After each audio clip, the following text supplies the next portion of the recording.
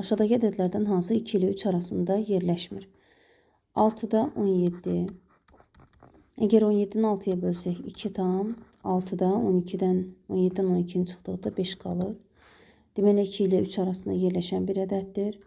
35 bölünsün 13.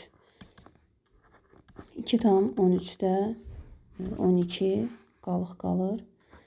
12-də 31 bərabərdir. 2 tam 12-də 24 çıxsaq 31-dən 24-ə çıxdıqda 7 qalır. Deməli 5-də 9 bərabərdir. 1 tam 5-də 4 və sonuncu 20 bölünsün 7 bərabərdir. 2 tam 7-də 6. Bu ədədlərdən 2 ilə 3 arasında yerləşməyən 5-də 9 ədədidir. Deməli bizə lazım olan cavab da budur.